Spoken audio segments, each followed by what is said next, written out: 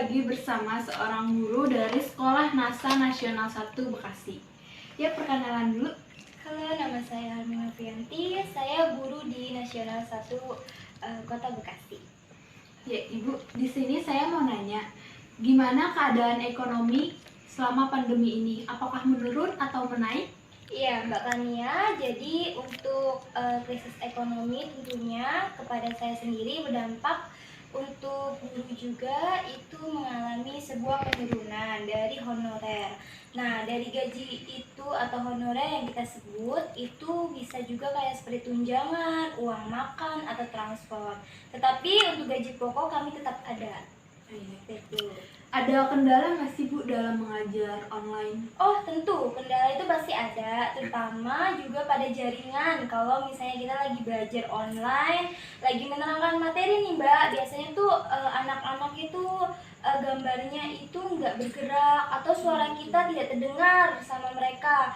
Kita lagi menanyakan misalnya ini jawabannya apa gitu, dan Kak di mereka apa Bu tidak terdengar gitu. Banyak sekali gitu. Dari kitanya juga kadang kalau FH biasanya jaringan di rumah nih ya, biasanya kalau jaringan di rumah itu kita tersendat sama hal-hal yang lain gitu. Kalau untuk di sekolah sendiri itu dibatasi juga gitu, jadinya nggak memungkinkan situasinya itu efektif gitu.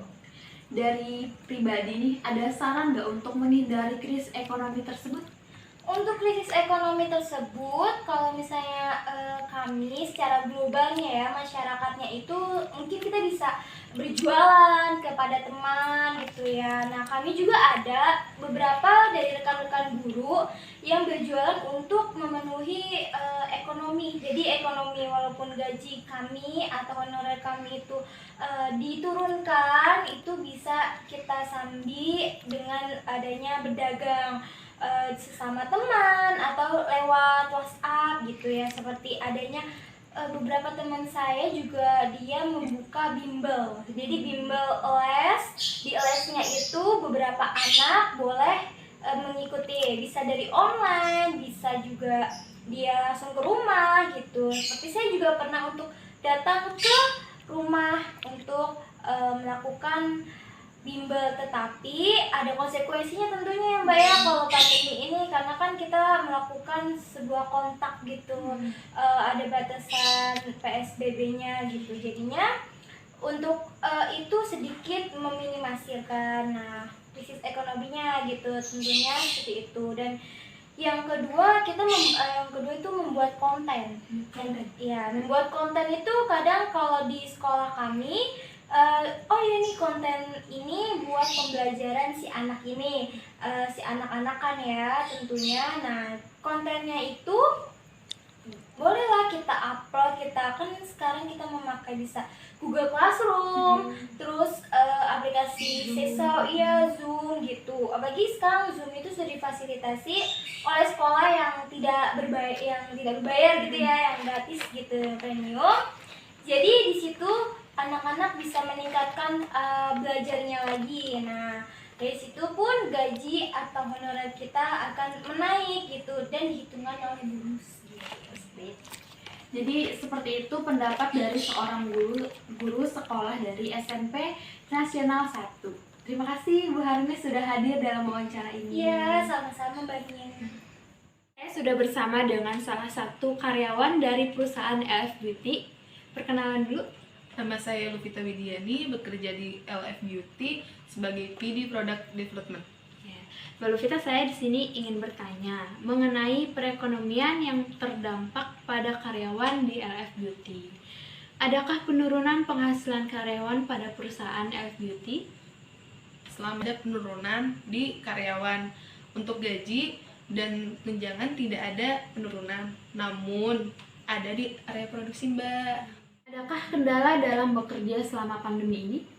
Ada Mbak, karena kan lingkungan saya itu, tempat kerja saya itu padat ya Mbak, banyak, satu line itu ada 12 orang, 9 orang, itu sangat padat, itu lebih dekat ya Mbak ya.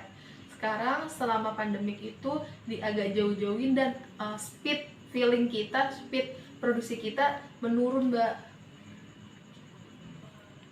Dalam perusahaan, apakah ada cara mengatasi krisis ekonomi tersebut dalam berproduksinya? Promosikan kepada customer untuk membuat produk di manufakturing kita dengan mengasih raw material ke kita untuk menjadikan finish good yang berkualitas untuk memenuhi kebutuhan masyarakat. Oke, baik. Terima kasih Mbak Luvita sudah mau diwawancarai tentang perekonomian di perusahaannya. Sama-sama, Mbak. Terima kasih. Di sini saya sudah bersama dari salah satu karyawan PT Kereta Komuter Indonesia. Halo, saya Reza.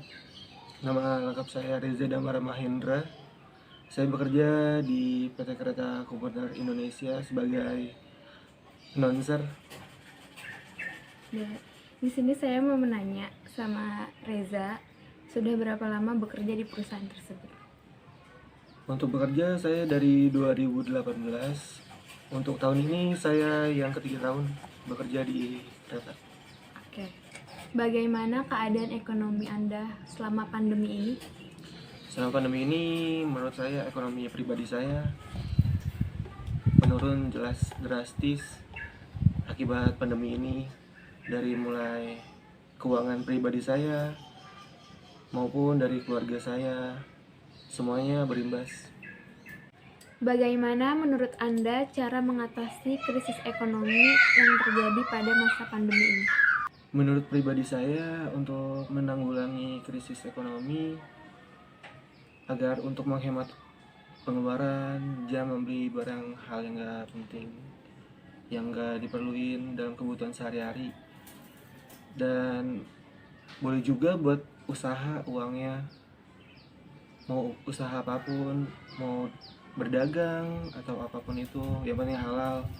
Dan kita berdoa pada Yang Maha Kuasa semoga pandemi ini cepat berlalu, dan semangat.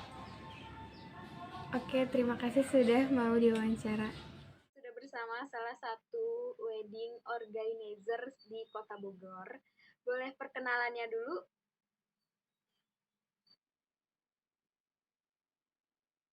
Ya. Bekerja di mana?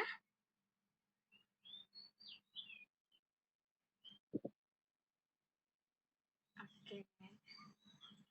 Mbak Nurfa, aku mau nanya, sudah berapa lama kerja di bidang wedding organizer ini?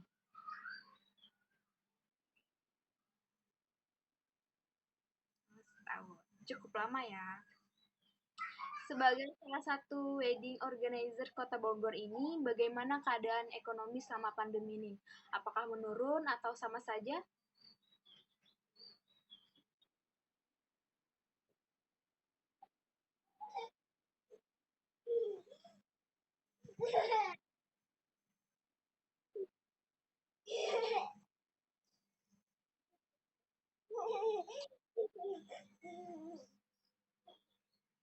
Oke, lanjut.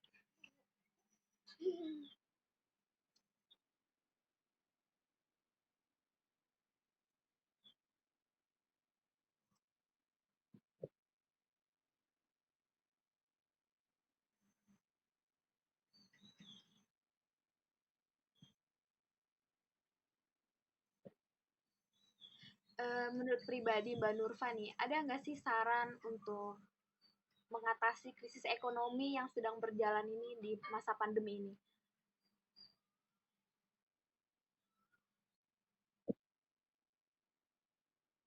Boleh, boleh buat siapa saja.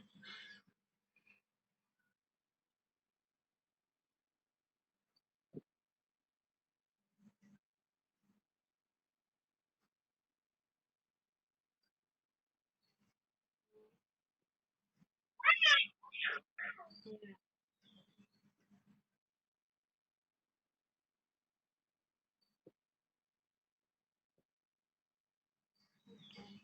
Oke, Mbak Nurfa, terima kasih sudah meluangkan waktunya untuk diwawancara. Oke, dadah. Oke, di sini saya sudah bersama dengan salah satu wirausaha yang memiliki warung sembako. Boleh perkenalannya dulu? Assalamualaikum warahmatullahi wabarakatuh. Perkenalkan, nama saya Dia Anisyanda selaku pemilik usaha warung rumahan sembako. Oke, di sini saya mau menanya, udah berapa lama nih menjalin pekerjaan ini? Alhamdulillah sih kurang lebih ada 1 tahun lebih ya saya buka usaha di rumah. Oke. Selama pandemi ini ada gak penurunan ekonomi atau sama saja? Menurun sih kalau menurut saya, tapi ya menurun gitu ya, karena kan orang-orang pada takut ya kan, parno sama keadaan pandemi sekarang ini kan yang makin meningkat, karena transaksinya kan kalau warung kan lewat uang kan, jadinya menurun kalau menurut saya. Menurut Anda bagaimana cara mengatasi krisis ekonomi tersebut?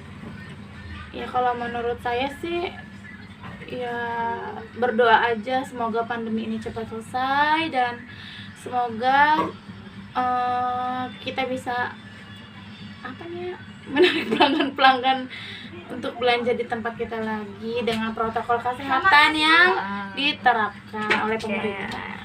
Ada tambahan?